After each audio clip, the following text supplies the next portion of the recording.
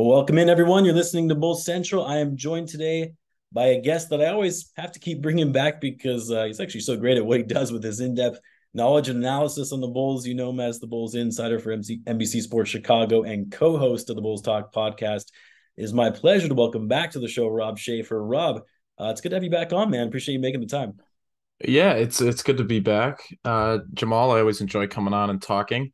The one thing that I meant to do last time that I haven't is go back and count how many times I have been on it. We got to start keeping track of I that feel like so it's got I to can be get at a least banner or a five. medal or something. It's Yeah, it's got to be at least five for sure, maybe six, something like that. if you Now ever I'm have sure if you ever, yeah. I was just saying, I'm sure most of you are already following Rob, but if you're not, you can follow him on Twitter, Rob_Shafe. Be sure to check out all the great work that he does at NBCSportsChicago.com. So Rob, we're less than a week away from the start of the NBA season. The Bulls open up their season a week from today, actually, against the Heat in Miami.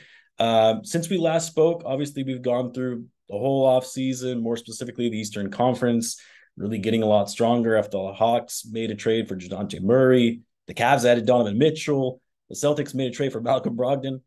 It's a lot of stuff, actually. It's probably an understatement to say that this is arguably the strongest the Eastern Conference has been, probably in over a decade. As we wrapped up the preseason last night, knowing what we now know, everything that's transpired for the Bulls throughout their offseason, thoughts on the Bulls offseason as a whole, and how encouraged are you for the Bulls going into the season? Yeah, I think the preseason is tough, right? Because you can learn things and you can have pleasant or unpleasant surprises. I actually put some stock into the process elements of those games, even if you don't want to read too much into results and makes and misses. And you have to be discerning because teams will rest guys. You got to be careful about the context that you're pulling stuff from. Sure. But as it relates to the Bulls offseason, two things that I feel pretty confident about are I think the Dragic and Drummond signings look pretty good as of right now. We knew they were pretty solid values at the time. I think the question more so for Dragic than Drummond was how much does he have left in the tank at 36, Right. 15 years in the league. We didn't know at the time, but now we know he was going to play Eurobasket in the offseason. That's added miles. Although he said on media day, I think it was, that a lot of times his national team or the seasons after he plays with his national team, he comes into the seasons in good shape. Both Dragic and Drummond struggled in the opener of the preseason, and then Dragic rested. I believe it was the Raptors game. But other than that, I thought the two of them looked pretty good. That whole second unit for the Bulls Mm-hmm. honestly had moments even beyond the level of competition. Obviously, Jokic doesn't play in the Denver game. The Bucks sat just about everybody.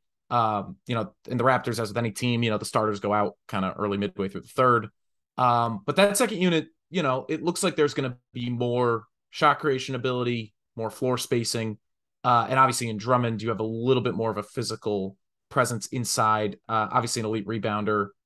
He looked like he had some pop in terms of some of the dunks and the blocks he was able to rack up.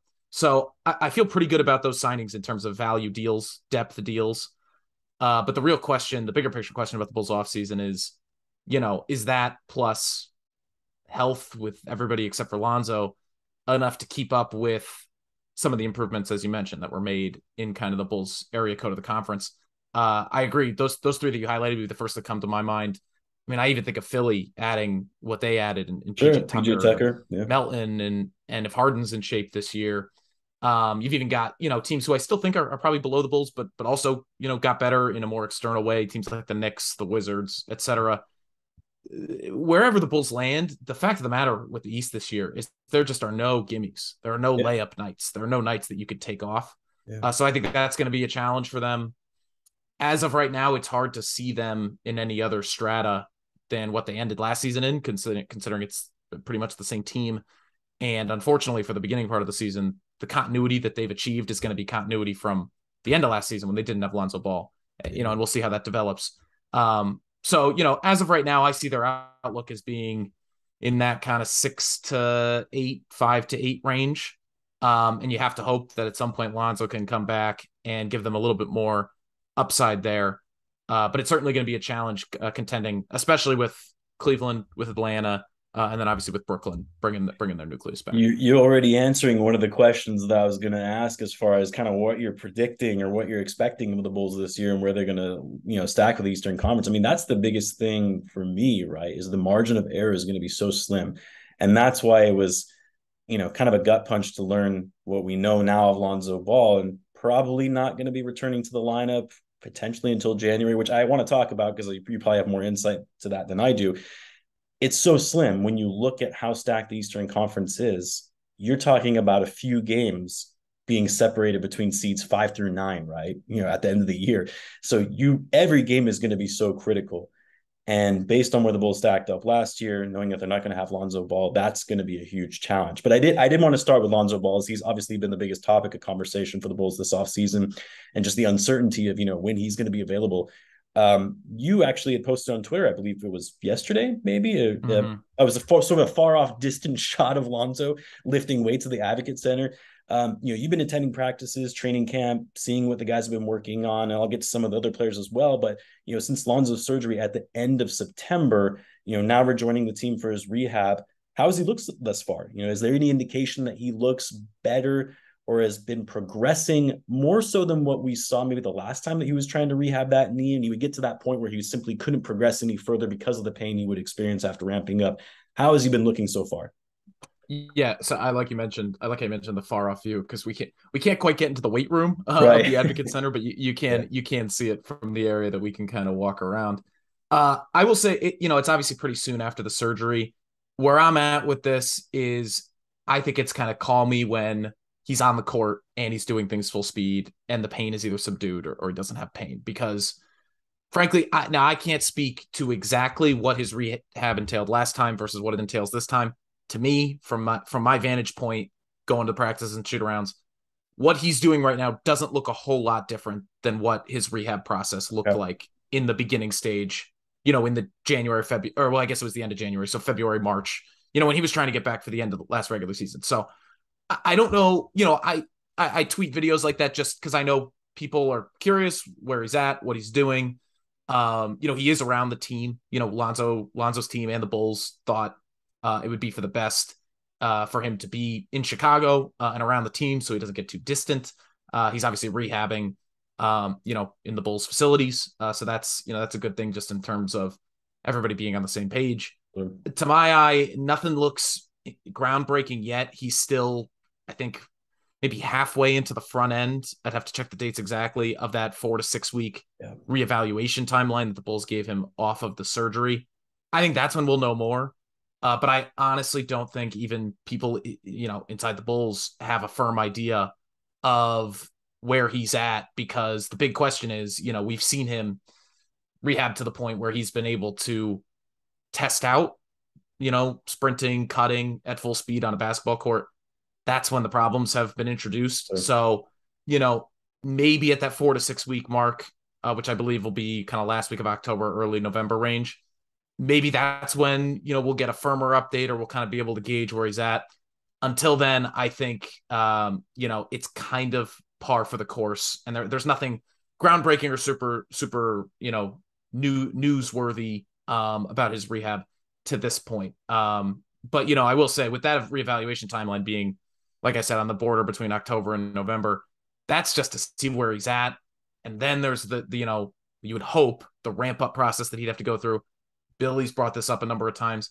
Even if, and it's an if with him, but even if and when he gets through rehab, then the ramp up, you're still, by the time, I mean, to me, this, and this lines up with some reporting. I think Shams Charania had, January as something the Bulls were eyeing, in an optimistic scenario. That lines up to me only because all of that stuff takes time. It takes weeks, and it especially takes time and it takes weeks for a guy who, by the time he gets back, provided he is able to get back, and we all hope he does, it'll have been at least 12 months since the last time he played high-level NBA basketball.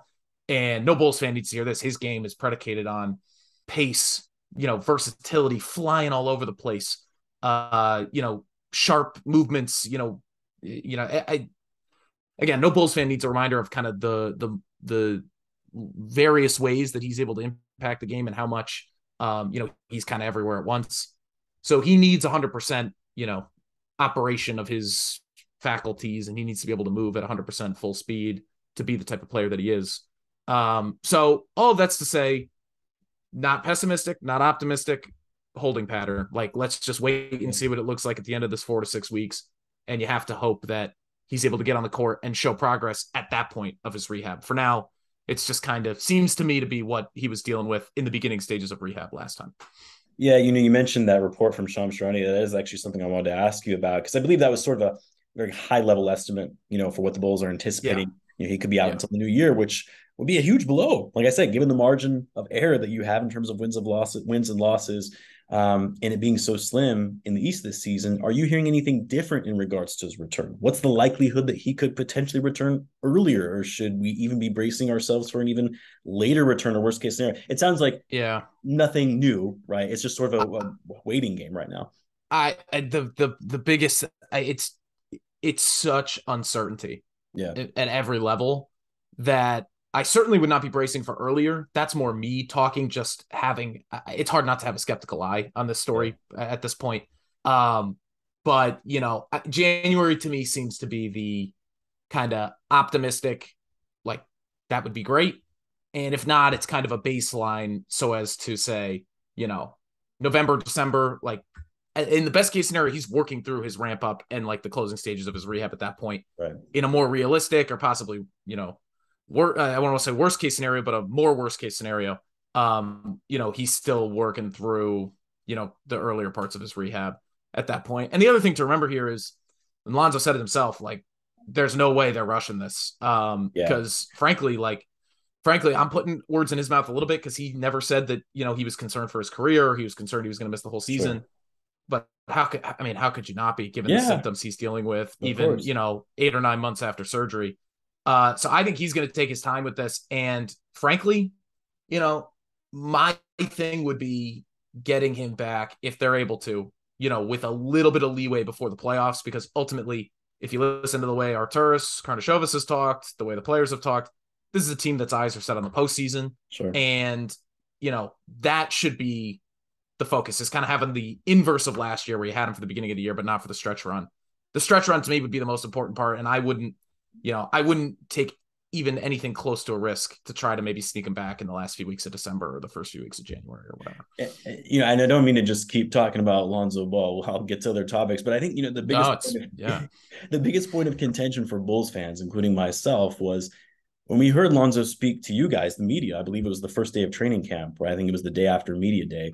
And he mentioned, this knee is impacting my everyday life, right? He was experiencing pain when he was walking up the stairs. He couldn't run, couldn't jump. And his fans, I don't think we realized to what extent how bad his injury actually was. We kept getting vague responses that he's progressing, albeit slow, but he's progressing, right? So from my vantage point, if the pain was this bad that it was preventing him from doing basic basketball activities, how is it that, knowing the situation was this bad, that the surgery was held off until training camp? And granted, I'm not a doctor. I don't know internally everything that was going on for why the surgery was held off on. And obviously you want to exhaust all resources before having surgery. But I guess that's why I'm asking, based on what maybe you knew internally as it related to Lonzo's rehab, is there a reason that this wasn't addressed earlier? So that way you can expect Lonzo back as soon as possible, instead of waiting until the end of the start of the season. Yeah. Well, one, I don't blame you at all for asking a million questions about it, because we ask a million questions about it every day. It's the biggest storyline facing the Bulls right now. Like, there's no way around it. Anyone who follows the team would know that. In terms of the surgery, so the Bulls' official answer on why the surgery happened when it did is that in their kind of collaborative process of dealing with this, with Lonzo's camp and his representation and the Bulls doctors and the outside doctors, I mean, they're spraying to all fields with this stuff, just trying to get as many opinions as possible and as many plans of action as possible. Their official answer, at least interpreting Arturas's words on media day, is they wanted to do anything they could to avoid another operation and try to rehab him to the point that he could get back on the court without going under the knife again. So that's kind of the official retort to that. Me editorializing would be, I think it's tough to it's just tough on the human body to continuously have these types of operations in such a short time period. So I think that's the reason that it was a last resort for the Bulls. The way they talk about it, I do think that him having the surgery in September was kind of a last ditch effort of not only is this not getting better, we still are unclear on what is even wrong. So hearing Lonzo talk about it, it sounded like it was a deal where they were going in there, with half a mind to say, well, we're going to fix this, and half a mind to say, well, shoot, we got to look around a little bit and see if we can even further get to the bottom of it because it's so mysterious. I think the history of him having had meniscus surgery on that knee, I believe it was in 2018, a surgery in January.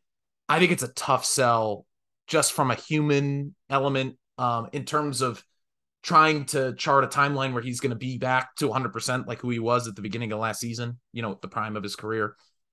I think surgery is the last resort for all those reasons. It's just a hard thing to just, it's not something that you could just continuously do to somebody and expect there not to be any type of physical or mental toll.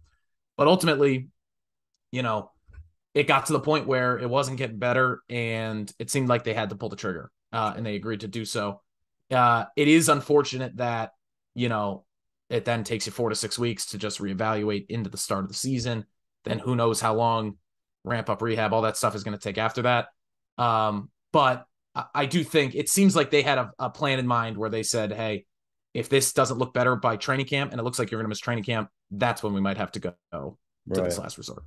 And now the the Dragic signing makes sense, right? There was talk about how he was promised minutes, and so it leads you to believe, okay, well, the situation probably was bad, and they just didn't want to lead on to it as much to the media until it was official. Like, yeah, we're going to need to have surgery again, and here's another new timeline that we're going to give. Let's shift gears a little bit. Talk about the Bulls preseason play. Obviously, you have to add it's just preseason qualifier, but I do think there is something to be said about how a team and certain players show up, even if it is just the preseason. I'm curious, what were the biggest things that stood out to you in the preseason? I think KC actually had an article, I haven't had a chance to read yet, that came out today about some of the stuff, takeaways for him from the preseason. Yeah. Was curious to get your thoughts on it. Yeah. So in no shorter, how about I just list things and you stop me when you want to have a conversation about one. The power forward position. Very surprised that this is now an open-ended question, it seems like. I thought Patrick Williams' name was written in pen on that line of the depth chart. He still may be the starter by opening night. I genuinely believe Billy when he says that his coaching staff is kind of still in the process of making that decision.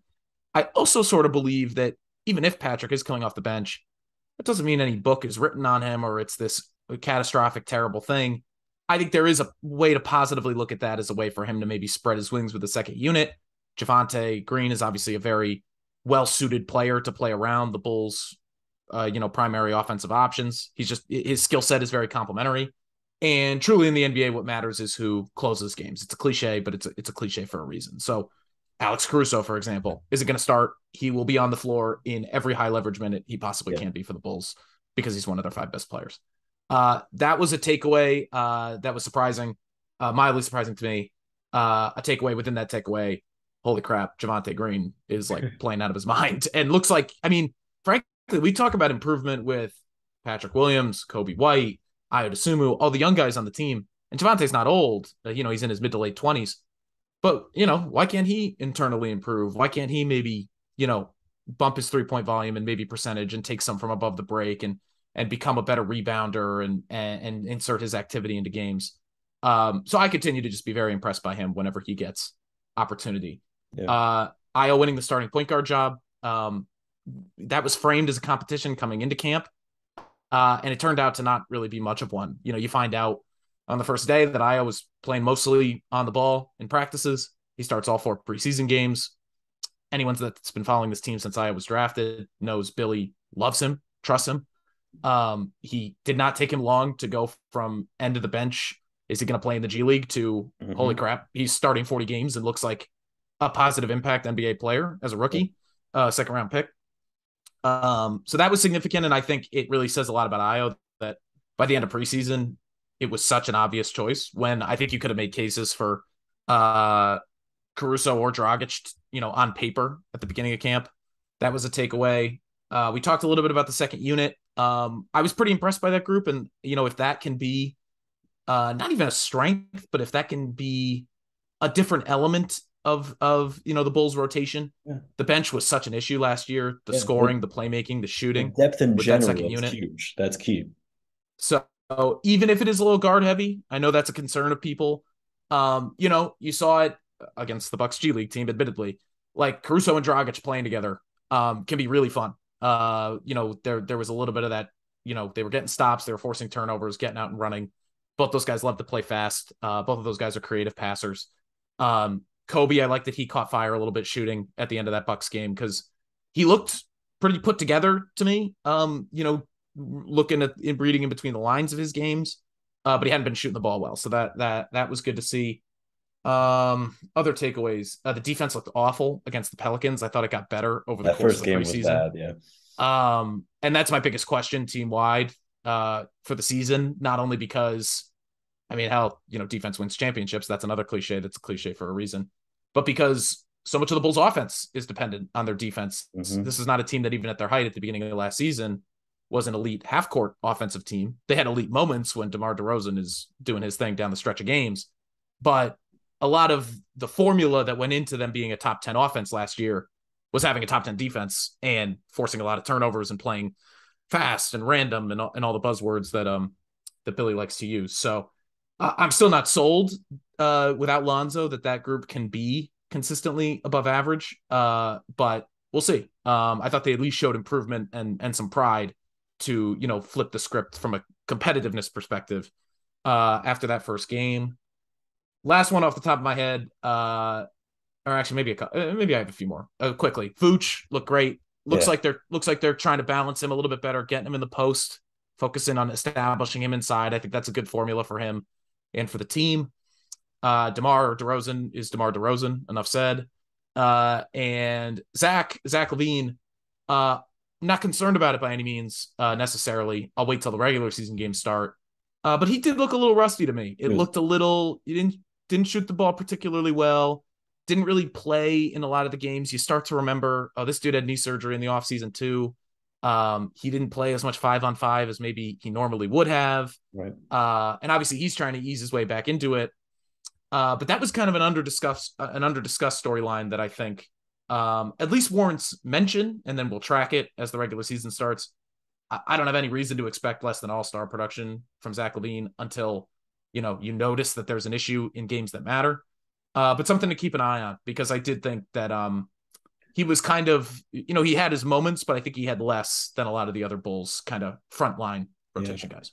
And those are the best instances where you can say, well, it's just the preseason, right? Zach, it's just the preseason. But then when it relates to other players doing really well, it's like, wow, preseason can mean something, right? But so obviously an important season for the Bulls, given, two players who they traded for, 3 first-round picks, between Nikola Vucevic, DeMar DeRozan, yet they're also going to get another year older. Like we said, Vuce is on an expiring deal. DeRozan will have 1 year left on his deal after this season. So for the Bulls to really show progress and making strides towards being a contender is really paramount this season, in my view anyway. But I want to know, in your view, which player in particular is this season going to be the most important for, whether it be because of their future financial implications, their overall development, or just the pressure they have on them to perform in a pivotal season? Who would you say is that one player? So the one player who it's the most important for them individually? Not as part of the team, just individually, how this season will actually ride in them, whether it be financial implications, development, all that stuff. Yeah. I will cut out immediately the all-star level guys because I think they're established in the league and are known commodities. It's part of the reason why with the Zach thing, it's a little bit easier to do it's just preseason thing because, these guys are proven. It's an easy answer. I think, Patrick Williams just coming into a season where he'll end and he'll be extension eligible. That starting spot was carved out for him. Now that's in question. I don't think there's necessarily any reason to be overly optimistic or pessimistic about Patrick Williams' long-term development at this point. To me, I'm still in a little bit of an unknown space with him. But it's year 3, and he's playing on a contending team or a team that wants to contend and wants to win. There comes a point with every team like that where it's kind of put up or shut up time, right? Yeah. And again, I don't think any book is written on Patrick Williams at this point, and I don't necessarily think this year does that one way or the other, barring something incredibly drastic. But coming up on that rookie scale extension, I think this year and kind of what role he's able to carve out within this team, what he's able to prove, what development he's able to show, will be pretty significantly important for the next phase of his career. And obviously, there's just a high level of variance as to which way it could go. It could be a pleasant surprise. The scoring average could spike. It could take a big stride defensively, et cetera, or it could be more of the same. We don't really know yet.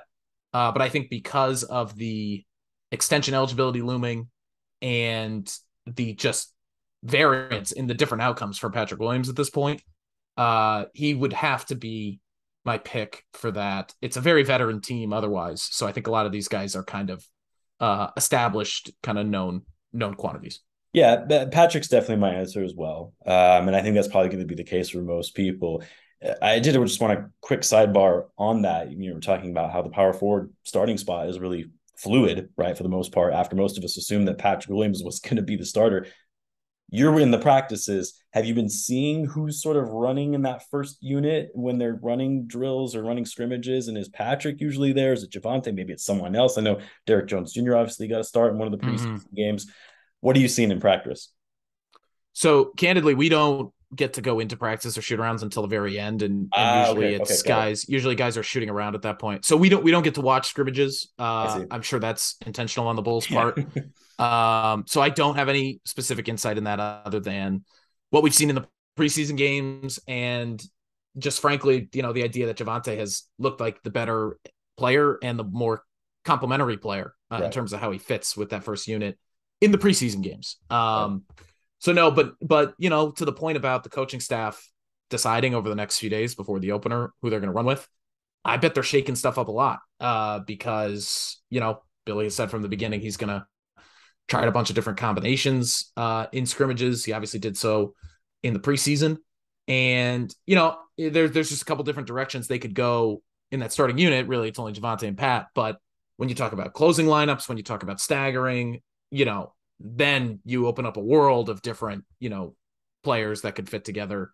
It reminds me why I'm not an NBA coach and why I'm a reporter, because it sounds very difficult to parse and evaluate. So I'll get you out of here on this one, Rob, even though you kind of already answered the question, but maybe you can go into a little more detail. There are a lot of media outlets who haven't been really too high on the Bulls. Even at ESPN, I think it was Kevin Pelton's, win projections for the season, who projected the Bulls to finish 12th in the East. As an unbiased sports writer like yourself, where do you project the Bulls finishing relative to the rest of the Eastern Conference? I know you said kind of 5 through 8. If you had to give it a number, where do you think it would be? Or maybe you said I went on. I can't remember. I can't remember either, but I think one, the range is very, very wide. So if I had a sec to think about it, I think truthfully the range could be like 5 to 10, because as you alluded to, it's going to be so jam packed in the middle of that Eastern Conference, because all these teams play each other so often. Every head-to-head matchup is going to be important.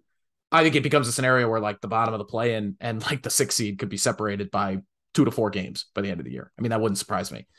I went on Nate Duncan's podcast a few weeks ago, and I predicted the Bulls for 43 wins in the 8th seed.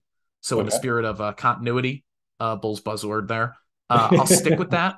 I don't see a way they fall out of the play-in. That would be like a disaster. I think when you look at last season, now obviously everything was pretty skewed because they started so red hot and they ended so dismally, with all the injuries and everything. And honestly, the other thing, the schedule toughened up. Like they played a lot of elite competition on top of each other, and then that's how you end up at the end of the year with a 2-23 or 2-21 or whatever the record was against the top 4 in each conference. At the end of it all, they had the point differential of a 40-win team. So it's, I'm not breaking any news, but they overperformed a little bit based on that. Right. That said, I think they're a team that is built to overperform their point differential by a couple extra wins in the regular season, because you have one of the, the guy who's on the short list for best closers in a regular season context in DeMar DeRozan. How many better guys are there to get to a spot and get a clean look off if you need a bucket or two in the last minute of a game?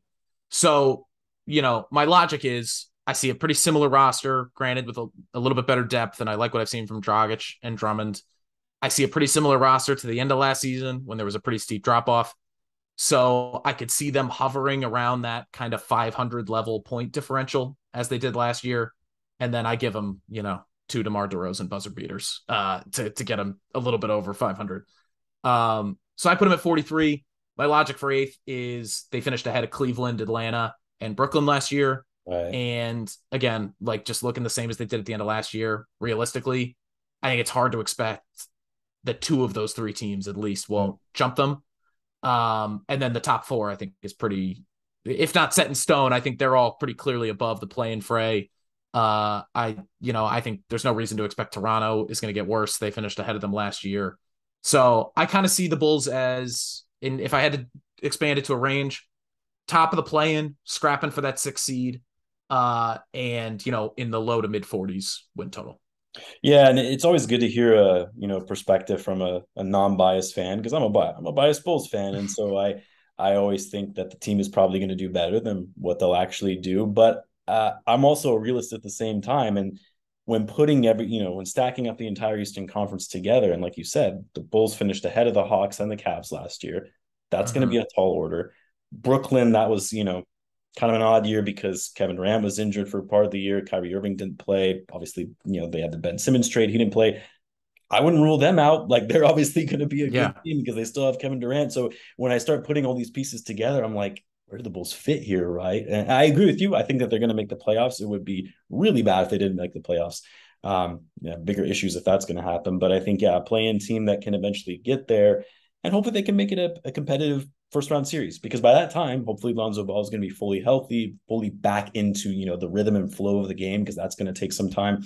So that could be a benefit, right? It's going to sort of be the opposite of what we saw last year. But yeah, like you, I'm kind of just like, this is going to be tough. This is not going to be an easy season by any means. It's not like the East of years ago where you could finish, 3 or 4 games below 500 and still be the 5th seed. It's just not going to happen. Yeah. If I'm a Bulls fan, what I'm hoping for is obviously one, that the Cleveland, Atlanta experiments look better on paper than they end up doing in practice. Yeah. I personally think that Cleveland is going to make a big jump. I'm not as sold on Atlanta.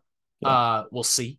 Games aren't played on paper. So, while my best realistic prediction is that, one or both of those teams could jump the Bulls, the continuity thing is maybe getting a little bit overblown, but there is an advantage to, having the same group of guys. You kind of know what to expect. Those teams, there's a little bit more, more variance. Like you could argue potentially. Yeah. And then obviously hope for the Nets to just implode. It's always possible, right? It is. That's the thing, right? It's like we say this, but a lot of things can happen. You never know if there's going to be major injuries to some of these top teams that could, back that, totally. People thought that the Knicks were going to, they were a 4 seed the year prior. They thought they were going to be still one of the top 5 teams in the East, and then they didn't even make the play-in last year. So yeah, a lot of things can happen. I am looking forward to it. But Rob, as always, man, I really appreciate you coming on. Appreciate you making the time out of your busy schedule, while especially we're still in the midst of training camp, so there's a lot going on. Keep up the great work, and I'll make sure to include links to the Bulls Talk podcast, as well as your work on NBCSportsChicago.com in the description here. So yeah, appreciate you making the time, man. I'm bad at promoting myself, so I appreciate you doing that for me. And thanks, Jamal. It's always fun. For sure.